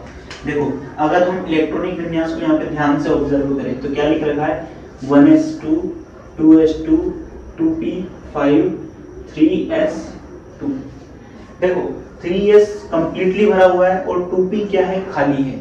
जबकि हम लोग जानते हैं कि ऑफबाउ के नियम के अकॉर्डिंग पहले लो एनर्जी वाला ऑर्बिटल भरता है, उसके बाद हाई एनर्जी वाले ऑर्बिटल के अंदर इलेक्ट्रॉन्स जाते हैं। ठीक है, तो यहाँ पे 2p में कितने इलेक्ट्रॉन है? 5। अगर मैं इसको बनाऊं यहाँ पे 2p को तो कुछ इस तरह से बनेगा ये। ठीक है, इसमें कितने इलेक्ट्रॉन आ गए? यहाँ पे 5। और 3s में कितने इलेक्ट्रॉन्स है? यहाँ पे 3s में 2 इलेक्ट्रॉन हो चुके हैं, तो वो एक इलेक्ट्रॉन यहाँ से उत्तेजित होकर 2 में गया है। यहाँ पे 3s2 है ना, तो यहाँ पहले ये इलेक्ट्रॉन कहाँ था? इसके अंदर था। ठीक है, अब ये यहाँ से उत्तेजित हो गया, यानी कि एक्साइटेड होकर कहाँ चला गया? 3s के अंदर। ठीक है, मतलब यहाँ से इलेक्ट्रॉन उत्तेजित होकर किसमें चला गया? इस 3s ऑर्बिटल के अंदर चला गया। तो ये अगर मैं इसको वापस से इसी जगह रखूं, तो ये क्या होता? 1s2, 2s2, 2p6, 3s1। ये किसका है? ये है सोडियम का। ठीक है, और यहाँ पे सोडियम में एक इलेक्ट्रॉन उत्तेजित अवस्था में कहाँ चला गया? 3s के अंदर चला गया। तो ये कौन सा परमाणु है? सोडियम परमाणु। कौन सी अवस्था में? उत्तेजित अवस्था में। तो इसका आंसर बी करेक्ट होगा। एक और बहुत इंपॉर्टेंट क्वेश्चन देखो, क्लोरीन में उपस्थित अयुग्मित इलेक्ट्रॉन की 4 क्वांटम संख्याएं पूछिए। क्लोरीन का परमाणु क्रमांक कितना होता है? 17। 17 क्या है? एक विषम संख्या। ठीक है, तो यहाँ पे क्या होगा? कोई ना कोई ऐसा कक्षक मौजूद होगा जिसके अंदर एक इलेक्ट्रॉन क्या होगा? अयुग्मित होगा। ठीक है, मतलब वो कक्षक आधा भरा हुआ होगा। अयुग्मित इलेक्ट्रॉन का मतलब अनपेयर्ड इलेक्ट्रॉन, ऐसा इलेक्ट्रॉन जो पेयर नहीं बनाया हुआ है, अकेला मौजूद है। ठीक है, तो सबसे पहले इसके अंदर हम लोग क्या करेंगे? इसका इलेक्ट्रॉनिक कॉन्फ़िगरेशन लिखेंगे।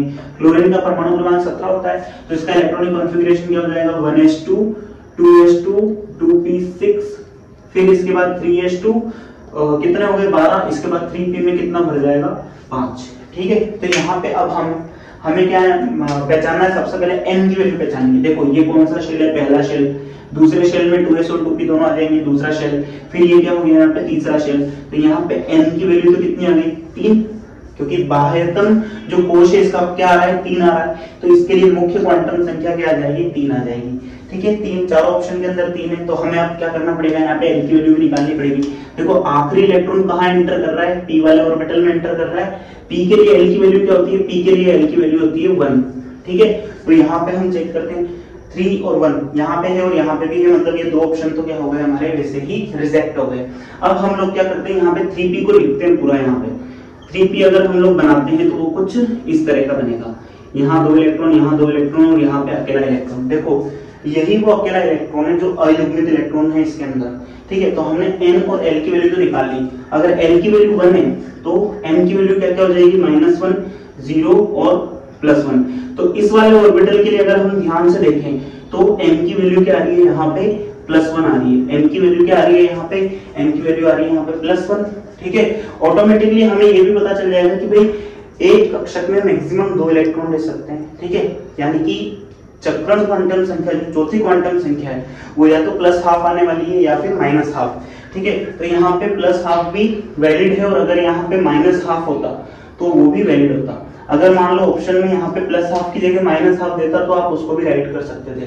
ठीक है, लेकिन अगर -12 और +12 दोनों के ऑप्शन दे रखे हैं, ठीक है, तो पहले प्रायोरिटी किसको देंगे? +12 को देंगे। तो इसका करेक्ट आंसर क्या होगा? 3, 1, +1 एंड +12। इधर देखते हैं इस क्वेश्चन को। किसी कक्षा में उपस्थित परमाणु कक्षकों की ऊर्जा का सही क्रम। देखो एक कक्षा होती है ना, उसमें क्या होते हैं, विभिन्न उपकोष होते हैं, ठीक है। विभिन्न उपकोष कौन कौन से होते हैं, एस होता है, पी होता है, डी होता है, एफ होता है। जैसे मान लेते हैं हम लोगों ने 4s 4p 4d और 4f में इलेक्ट्रॉन भरने हैं, तो n+l रूल क्या कहता है, इनकी ऊर्जा ज्ञात करने के लिए हम n+l लगाएंगे, ठीक है। n कितना है यहाँ 4, l कितना है 0, तो इसकी एनर्जी आ जाएगी 4, यहाँ पे 4, और p के लिए l कितना होता है 1, तो यहाँ एनर्जी आ जाएगी 5, फिर d के लिए कितनी आ जाएगी 6 आ जाएगी, 4 और 2, फिर f के लिए 4 और 3 कितना आ जाएगी 7, यानी कि एनर्जी क्या आ रही है, इस ऑर्डर में बढ़ती हुई आ रही है। तो s p d f में एनर्जी क्या आएगी, इसी ऑर्डर में बढ़ती हुई आएगी, तो इसके लिए ये वाला ऑप्शन करेक्ट होगा। इस क्वेश्चन को देखते हैं ध्यान से। इलेक्ट्रॉनिक विन्यास, ये जो इलेक्ट्रॉनिक विन्यास दिया हुआ है ये किसका उल्लंघन कर रहा है। ये 4 नियम है हमारे पास, पाउली का अपवर्जन नियम, वुंड का बहुपता नियम, ऑप्पो नियम और n+l रूल। इस एक क्वेश्चन के अंदर हम इन चारों रूल्स को वापस से रिवाइज कर लेंगे। देखो यहाँ पे पहले इलेक्ट्रॉन किस में गए, s में, s में एक ही कक्षक होता है, और फिर उसके बाद इलेक्ट्रॉन किस में जा रहे हैं, p में। तो n+l रूल तो यहाँ पे करेक्टली फॉलो हो रहा है। पहले इलेक्ट्रॉन कम ऊर्जा वाले कक्षक में जाएंगे, उसके बाद इलेक्ट्रॉन अधिक ऊर्जा वाले कक्षक में जाएंगे। लेकिन हमने एक नियम पढ़ा था जिसे बोलते हैं वुंड का अधिकतम बहुपता का नियम। वो नियम क्या कहता है कि जब आप किसी एक उपकोष के विभिन्न कोशों में इलेक्ट्रॉन भरते हो, तो पहले हर कक्षक में क्या करोगे, एक एक इलेक्ट्रॉन डालोगे, ठीक है। जब आप किसी एक उपकोष के विभिन्न कक्षकों में इलेक्ट्रॉन भरते हो, तो पहले आप हर कक्षक में क्या करोगे, एक एक इलेक्ट्रॉन डालोगे। अगर उसके बाद इलेक्ट्रॉन बचते हैं तो पेयरिंग वापस कहां से स्टार्ट होगी, शुरुआत से। इसे क्या बोला जाता है, वुंड का अधिकतम बहुपता का नियम। इसी का यहाँ पे क्या हो रहा है, उल्लंघन। भाई दोनों इलेक्ट्रॉन क्या हो गए, साथ में आ गए एक साथ, एक ही कक्षक के अंदर। ऐसा पॉसिबल नहीं है जब तक कि प्रत्येक कक्षक को एक एक इलेक्ट्रॉन न मिल जाए। पाउली का अपवर्जन नियम क्या कहता है, पाउली का अपवर्जन नियम ये कहता है कि आप कभी भी एक कक्षक में इलेक्ट्रॉनों को कैसे सेम चक्रण के साथ प्रदर्शित नहीं कर सकते, ये रॉन्ग हो जाएगा, ठीक है। हमेशा इलेक्ट्रॉन जो होते हैं ना, एक कक्षक में 2 इलेक्ट्रॉन रह सकते हैं, और वो भी विपरीत चक्रण, यानी कि एक अगर क्लॉकवाइज घूम रहा है तो एक कैसे घूमेगा, एंटी क्लॉकवाइज। n+l रूल क्या कहता है, अगर किसी कक्षक के लिए n+l की वैल्यू क्या है, कम है, ठीक है, वैल्यू कम है, तो उसकी ऊर्जा भी क्या होगी यहाँ पे, अगर n+l की वैल्यू कम है तो उसकी ऊर्जा भी कम है, तो इलेक्ट्रॉन पहले कम ऊर्जा वाले कक्षक में जाएगा, फिर जैसे जैसे n+l की वैल्यू बढ़ती जाएगी, इलेक्ट्रॉन भी इसी तरीके से यहाँ पे कक्षकों के अंदर भरेंगे, ठीक है। और ऑफ-बाउंड नियम जो है ये n+l रूल पर ही बेस्ट है। तो हमने यहाँ पे इस एक क्वेश्चन के अंदर इन चारों रूल को क्या कर लिया, एक बार फटाफट से रिवाइज कर लिया। अब ये क्वेश्चन देखो, इस क्वेश्चन को तो हम लोग यहाँ पे इंपोर्टेंट मार्क कर देते हैं, काफी इंपोर्टेंट क्वेश्चन है, बहुत अच्छा क्वेश्चन है, और इस तरह के क्वेश्चंस इस बार जरूर आएंगे इस एग्जाम के अंदर। देखो एक धातु दी हुई है, ठीक है, जो +3 ऑक्सीकरण अवस्था प्रदर्शित कर रही है, ठीक है। धातु +3 ऑक्सीकरण अवस्था कब प्रदर्शित करेगी, पहले ये चीज देखो। ये मान लेते हैं न्यूट्रल एटम है, किसका, एक धातु का, ठीक है। जब ये 3 इलेक्ट्रॉनों को क्या कर देगा, त्याग देगा, जब ये 3 इलेक्ट्रॉनों को क्या कर देगा, त्याग देगा, ठीक है। तो यहाँ पे क्या आ जाएगा, 3+ आ जाएगा, यानी कि +3 ऑक्सीकरण अवस्था आ जाएगी, ठीक है। तो धातु में पहले यहाँ पे मान लो x नंबर ऑफ इलेक्ट्रॉन्स थे, कितने, x नंबर ऑफ इलेक्ट्रॉन्स थे। तो अब यहाँ पे जब इसने 3 इलेक्ट्रॉन त्याग दिया ना, तो इसके अंदर इलेक्ट्रॉन कितने रह गए, x-3। और x-3 इलेक्ट्रॉनों को जब हम जमा रहे हैं, तो हमारे पास इलेक्ट्रॉनिक विन्यास क्या आ रहा है, AR, इसको मैं पूरा लिख दूंगा, AR3D5। कितना आ रहा है, AR3D5। तो यहाँ पे देखो ऑर्गन तो कितना है, ऑर्गन तक तो कितना हो जाते हैं, 18 इलेक्ट्रॉन भर जाते हैं। अगर आपको नहीं याद तो आप पूरा लिख के देख लो, 1s2 2s2 2p6, फिर उसके बाद 3s2 3p6, फिर उसके बाद में 3d यहाँ पे 5 दिया हुआ है, 3d क्या दिया हुआ है, यहाँ पे 5 दिया हुआ है। उसके बाद ठीक है, तो यहाँ गिनो 2 2 4 6 10 2 12 और 6 18 इलेक्ट्रॉन तो यहाँ तक हो गए, प्लस 5 इलेक्ट्रॉन ये वाले, कितने हो गए यहाँ पे, ये टोटल 23 इलेक्ट्रॉन। और 23 इलेक्ट्रॉन यानी कि ये जो इलेक्ट्रॉनिक विन्यास आ रहा है ये m का नहीं आ रहा है, ये किसका आ रहा है, M3+ का। जब इसने 3 इलेक्ट्रॉन त्याग दिए, उसके बाद इसमें कितने इलेक्ट्रॉन है, 23, ठीक है। तो जब इसने इलेक्ट्रॉन नहीं त्यागे थे, तब इसके पास टोटल इलेक्ट्रॉन x कितने थे, इस 3 को उधर ले जाएंगे तो ये क्या हो जाएंगे, इधर 8 हो जाएंगे, यानी कि 26। और जितने नंबर ऑफ इलेक्ट्रॉन्स इसमें प्रेजेंट है उतने ही इसके अंदर क्या होंगे, प्रोटॉन होंगे, क्योंकि ये क्या है, न्यूट्रल है। और प्रोटॉनों की संख्या को हम क्या बोलते हैं, इसका परमाणु क्रमांक। तो यहाँ पे आंसर क्या आ जाएगा, 26। नेक्स्ट क्वेश्चन देखते हैं, Fe जिसके लिए Z कितना दे रखा है हमें, 26। Fe का ध्यान रखना आपको, Fe मतलब आयरन है ना, फेरम। इसके लिए परमाणु क्रमांक कितना होता है, 26। मैं यूं यहाँ पे बताता हूँ, देखो 30 तक के तो आपको कम से कम परमाणु क्रमांक याद होने चाहिए, ठीक है, क्योंकि 30 तक अगर आपको परमाणु क्रमांक अच्छे से याद है तो आप परमाणु क्रमांक से क्या लिख सकते हो, उसका इलेक्ट्रॉनिक विन्यास लिख सकते हो। हमसे यहाँ पे क्या पूछ रहा है कि 20वें इलेक्ट्रॉन के लिए क्वांटम संख्याएं बताइए, कि भाई Fe26 के अंदर जो 20वां इलेक्ट्रॉन भरेगा ना, उस 20वें इलेक्ट्रॉन के लिए क्या क्या क्वांटम संख्याएं रहेगी, ठीक है। तो मैं यहाँ पे इसको सॉल्व करता हूँ, इस क्वेश्चन का हम लोग सॉल्यूशन करते हैं यहाँ पे, ठीक है। यहाँ पे हम लोग क्या करेंगे, Fe26 का सबसे पहले इलेक्ट्रॉनिक कॉन्फ़िगरेशन लिखेंगे। क्या लिखेंगे, 1s2 2s2 2p6 3s2 3p6, 18 हो गए। इसके बाद मैंने क्या सिखाया है, पहले 4s में इलेक्ट्रॉन जाते हैं, उसके बाद 3d में इलेक्ट्रॉन जाते हैं, ठीक है। ये आपको ध्यान रखना है कि पहले 4s में इलेक्ट्रॉन जाते हैं, फिर 3d में इलेक्ट्रॉन जाते हैं। हमने अभी n+l रूल डिस्कस किया था, ठीक है। अब यहाँ पे अगर हम लोग देखें ध्यान से इसको, तो ये कितना है, 26 है। इसका मतलब इन दोनों में मिला के 8 इलेक्ट्रॉन और भरने, तो आप 2 इलेक्ट्रॉन यहाँ भर दीजिए, 6 इलेक्ट्रॉन यहाँ पे भर दीजिए, ठीक है। तो ये हो जाएगा क्या, 4s2 और उसके अलावा 3d6। अगर मैं इसमें 20वां इलेक्ट्रॉन काउंट करूं तो 20वां इलेक्ट्रॉन कहां जा रहा है, 2 2 4 6 10 2 12 6 18 और 2 20। 20वां इलेक्ट्रॉन इसमें कहां गया, 4s में गया, ठीक है। तो मैंने इसको मार्क कर लिया यहाँ पे कि मेरा 20वां इलेक्ट्रॉन कहां गया है, 4s में गया है, ठीक है, 4s में, ठीक है। तो n तो यहाँ से आ जाएगा 4, n कितना आ गया यहाँ से 4। s के लिए l की वैल्यू कितनी होती है, 0, ठीक है, 4 0, आंसर खत्म, ठीक है। अब आगे हम और चेक कर लेते हैं। इसके अलावा देखो L 0 है तो M भी कितना होता है, यहाँ पे 0 होता है। अगर L 0 है तो M भी 0 ही आ रहा है, देखो। और अगर हम एक को -½ माने तो दूसरे को हम लोग ऑटोमेटिकली क्या मानेंगे, +½ यानी कि यहाँ पे क्या हो जाएगा, ये +½ हो जाएगा इसकी वैल्यू, ठीक है। तो यहाँ पे ये वाला समुच्चय करेक्ट होगा। ये क्वेश्चन बहुत सिंपल सा क्वेश्चन है, किस कक्षक में 2 कोणीय नोडल सतह होगी। आपको ध्यान रखना है, देखो 2 तरह के नोड्स होते हैं। नोड जो होते हैं ना हमारे 2 तरह के होते हैं। यहाँ पे हम लोग नोड को फटाफट से रिवाइज कर लेते हैं। नोड 2 तरह के होते हैं, एक होता है हमारा त्रिज्यीय नोड। कौन सा, त्रिज्यीय नोड, इंग्लिश में इसको बोलते हैं रेडियल नोड, है ना।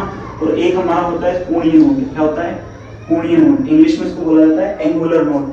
एंगुलर नोड्स की संख्या ऑलवेज l के इक्वल होगी। जो भी उसके लिए एजीमुथल क्वांटम नंबर है ना, जिस भी आप ऑर्बिटल की बात कर रहे हो, जिस भी कक्षक की बात कर रहे हो, उसके लिए जो भी एजीमुथल क्वांटम नंबर होगा वही क्या होगा, उसकी कोणीय नोड की संख्या होगी। लेकिन त्रिज्यीय नोड जो होता है ना, त्रिज्यीय नोड की संख्या आती है n-l-1। ये फॉर्मूला होता है किसके लिए, रेडियल नोड के लिए। अगर आप टोटल नोड निकालना चाहते हो, कुल नोड निकालना चाहते हो, तो आप इन दोनों को क्या करोगे, ऐड करोगे, तो -l से +l कट जाएगा, यानी कि टोटल नोड्स की संख्या क्या आएगी, n-1। अब यहाँ पे 2 कोणीय नोड बोल रहा है, मतलब l की वैल्यू कितनी दे रहा है, यहाँ पे हम लोगों को 2 दे रहा है। l की वैल्यू 2 किसके लिए होती है, L की वैल्यू 2 होती है, किसके लिए, P के लिए। तो यहाँ पे कौन सा ऑप्शन करेक्ट हो जाएगा, D ऑप्शन। यहाँ पे सॉरी, यहाँ पे A ऑप्शन करेक्ट हो जाएगा, जिसके अंदर हमें क्या दिया हुआ है, D ऑर्बिटल दिया हुआ है, क्योंकि D ऑर्बिटल के लिए ही L की वैल्यू क्या होती है, 2 होती है। Question number 20, DXY orbital. DXY कक्षक दिया हुआ है, इसमें इलेक्ट्रॉन के पाए जाने की सर्वाधिक संभावना हम लोगों से पूछ रहा है कि DXY ऑर्बिटल के अंदर इलेक्ट्रॉन कहां पे पाया जाएगा, ठीक है। इलेक्ट्रॉन किस जगह यहाँ पे हम लोगों को मिल सकता है। तो देखो DXY ऑर्बिटल बना लेते हैं हम लोग। DXY ऑर्बिटल मैंने आपको सिखाया x और y एक्सिस के बीच में बनता है। यहाँ पे इलेक्ट्रॉन की लोब्स जो होती है ना, वो कहाँ होती है, अक्षों के मध्य में। ये इलेक्ट्रॉन की जो लोब्स है ना, यहाँ पे कहाँ होती है, अक्षों के मध्य में होती है। तो देखो इलेक्ट्रॉन की लोब्स के अंदर ही क्या होंगे, इलेक्ट्रॉन्स प्रेजेंट होंगे। भाई इलेक्ट्रॉन कहाँ प्रेजेंट होंगे, इलेक्ट्रॉन की पाली के अंदर, इलेक्ट्रॉन की लोब के अंदर। तो ये जो इलेक्ट्रॉन की लोब है ना, ये लोब कुछ इस तरह से यहाँ पर उपस्थित है। ये x अक्ष से भी कितना कोण बना रही है, 45 डिग्री, और ये y अक्ष से भी कितना कोण बना रही है, 45 डिग्री। तो हम लोगों को क्या पता चल गया कि यहाँ पे देखो अक्षों पर तो यहाँ पे इलेक्ट्रॉन घनत्व होगा नहीं, अक्षों के यहाँ पे क्या आ रहा है, बीच में इलेक्ट्रॉन घनत्व आ रहा है। तो अक्षों के मध्य में, यानी कि x व y से कितने डिग्री का एंगल, 45 डिग्री का एंगल। तो ये ऑप्शन बिल्कुल यहाँ पे करेक्ट है। x व y अक्ष से 90 डिग्री पर नहीं, बिल्कुल बनता ही नहीं है, इनमें से कोई नहीं। तो ये वाला ऑप्शन हमारे यहाँ पे क्या हो जाएगा, करेक्ट हो जाएगा, बी ऑप्शन। कि भाई इलेक्ट्रॉन घनत्व जो होता है ना, x और y एक्सिस के यहाँ पे क्या रहेगा, बीच में रहेगा, x और y एक्सिस से 45 डिग्री का एंगल बनाते हुए। अगर dYz या dZx आ जाए तो उसमें भी आपको सेम तरीका लगाना है। dYz में भी क्या होगी, अक्षों के मध्य होगी, dZx में भी लोग क्या होगी, अक्षों के मध्य में होगी, यानी कि वहां पे अक्षों से 45 डिग्री का एंगल बनेगा। लेकिन अगर हम लोग बात करें dx square minus y square की, तो dx square minus y square कुछ इस तरह का बनता है, ठीक है। यहाँ पे होती है एक लोग अक्ष पर और एक लोग कहाँ होती है, यहाँ होती है अक्ष पर, इस अक्ष पर, ठीक है। तो यहाँ पे दो लोब्स इस तरह से बनती है।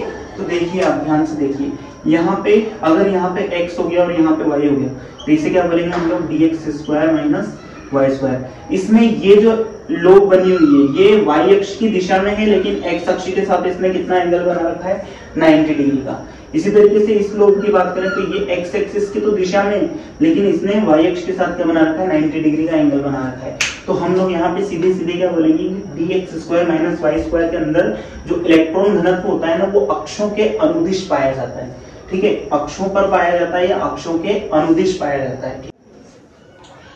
बहुत बढ़िया क्वेश्चन, बहुत शानदार क्वेश्चन। किसी उदासीन परमाणु में K में 2, L में 8, M में 11 और N में 2 इलेक्ट्रॉन है, तो हमसे पूछ रहा है कि इसमें कुल कितने S इलेक्ट्रॉन मौजूद है। देखो K एलिमेंट क्या होता है, आप लोग जानते हो K एलिमेंट से किसको रिप्रेजेंट करते हैं, कोशों को। तो हम लोग यहाँ पे कोश लिखते हैं, इधर क्या लिख देते हैं हम लोग, कोश। K कोश में क्या होता है, K कोश में उपकोश की अगर बात करें, K कोश में उपकोश क्या होता है, सिर्फ S होता है, ठीक है ना, ठीक है। L में क्या होता है, S भी होता है, P भी होता है, ठीक है। M में क्या होता है, S भी होता है, P भी होता है और D भी होता है। ऐसे बढ़ते जाएंगे। N में अब S भी होगा, P भी होगा, D भी होगा और F भी आ जाएगा, ठीक है। अब हम लोग क्या करते हैं, इसके अकॉर्डिंग इलेक्ट्रॉन्स को अरेंज करते हैं। देखो K में यहाँ पे 2 इलेक्ट्रॉन दे रखे हैं, S में मैक्सिमम कितने 2 इलेक्ट्रॉन आ सकते हैं, तो 2 आप यहाँ पे डाल दो। L में कितने दिए हुए हैं हमें, 8 दिए हुए हैं। अब S में यहाँ पे 2 आ सकते हैं, तो बाकी बचे हुए 6 कहाँ चले जाएंगे, P में चले जाएंगे। इसी तरीके से M में 11 दिया हुआ है, ठीक है। यहाँ S में 2 आएंगे, ठीक है, P में 6 आएंगे, 2 और 6 8 हो गए, तो बाकी बचे हुए किस में चले जाएंगे, D में चले जाएंगे। फिर इसके बाद N में यहाँ पे कितने इलेक्ट्रॉन दे रखे हैं हम लोगों को, 2, ठीक है। बाकी और इलेक्ट्रॉन नहीं बचे, यानी कि इन तीनों के अंदर क्या रहेगा, 0 0 रहेगा। हमें क्या कैलकुलेट करने में, इसमें कुल कितने S इलेक्ट्रॉन मौजूद है, तो 2 यहाँ पे, 2 यहाँ पे, 2 यहाँ पे और 2 यहाँ पे, कुल मिला के कितने, 8 यहाँ पे S इलेक्ट्रॉन हो चुके हैं। तो इसका करेक्ट आंसर हो जाएगा बी ऑप्शन। चलो अब ये जो क्वेश्चन है ये भी बहुत अच्छा क्वेश्चन है। यहाँ पे हम लोगों से क्या बोला गया है, प्रोटॉन और अल्फा कण के आवेश का अनुपात क्या होगा।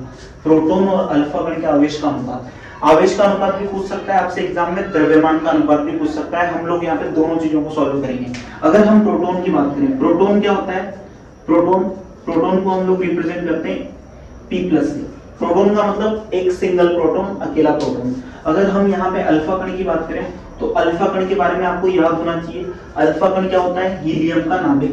हीलियम का जो न्यूक्लियस होता है ना, हीलियम का न्यूक्लियस, उसी को हम लोग क्या बोलते हैं, अल्फा कण बोलते हैं, हीलियम का नाभिक या न्यूक्लियस।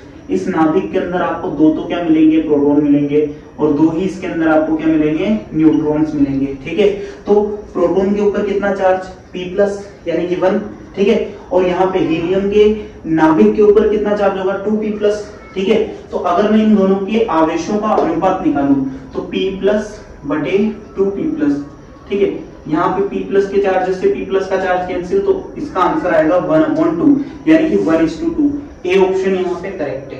अगर हम लोगों से पूछता है कि इन दोनों के द्रव्यमान का अनुपात बताओ, तो यहाँ पे तो सिर्फ एक प्रोटॉन के द्रव्यमान का अनुपात है।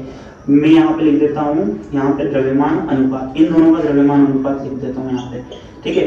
प्रोटॉन के पास तो सिर्फ एक प्रोटॉन का द्रव्यमान होगा, यानी कि सिर्फ P+ का द्रव्यमान होगा, मास ऑफ P+। लेकिन यहाँ पे 2 तो प्रोटॉन होंगे और 2 क्या होंगे, न्यूट्रॉन। और हम लोगों को क्या पता है, प्रोटॉन का जो द्रव्यमान होता है वो न्यूट्रॉन के द्रव्यमान के बराबर होता है। तो मैं इस 2P+ को और इस 2N+ को जब ऐड करूंगा, तो इन दोनों के एडिशन के बाद जो द्रव्यमान आएगा ना, उसमें ये भी क्या हो जाएंगे, 2P+ के द्रव्यमान के बराबर, यानी कि टोटल कितने, 4P+ हो गए। तो 4 × द्रव्यमान ऑफ P+, यहाँ द्रव्यमान ऑफ P+ से द्रव्यमान ऑफ P+ कैंसिल, तो इन दोनों के द्रव्यमान का अनुपात कितना आ जाएगा, 1:4 आ जाएगा। तो ये चीज यहाँ पे ध्यान रखनी है कि अल्फा कण क्या होता है, हीलियम का न्यूक्लियस, जिसके अंदर 2 तो प्रोटॉन होते हैं और 2 ही क्या होते हैं, न्यूट्रॉन होते हैं।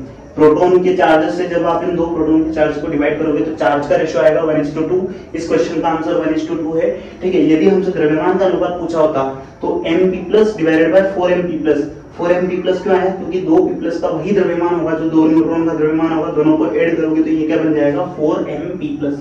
Mp+ से Mp+ कैंसिल, यानी कि आंसर आएगा 1/4। ये वाला क्वेश्चन बहुत अच्छा क्वेश्चन है। L बराबर 0 किसके लिए होता है? पहले याद रखो, L बराबर 0 किसके लिए होता है? S कक्षक के लिए होता है। L बराबर 0 किस कक्षक के लिए होता है? S कक्षक के लिए। अब हमसे ये पूछ रहा है कि ये जो कक्षक है ना किसके समरूप अभिविन्यासित है, यानी कि इसका जो ओरिएंटेशन है या इसका जो कॉन्फ़िगरेशन है ना वो किसके समरूप है या इसका अभिविन्यास किसके समरूप है। अगर मैं बात करूं S कक्षक की तो S कक्षक कैसा होता है? गोलाकार होता है। S कक्षक कुछ इस तरह का होता है। देखो यहाँ पे x y z 3 अक्ष आते हैं, 3 अक्ष के सापेक्ष यहाँ पे क्या बन जाता है? गोला बन जाता है। ठीक है, बीच में अगर मैं क्या मान लूं, परमाणु का नाभिक मान लूं, तो ये क्या है? नाभिक के चारों ओर एक जैसा क्या है? समरूप है बिल्कुल। तो हम लोग क्या बोलेंगे यहाँ पे? ये नाभिक या x y z तीनों अक्षों के क्या होता है? समरूप अभिविन्यासित होता है।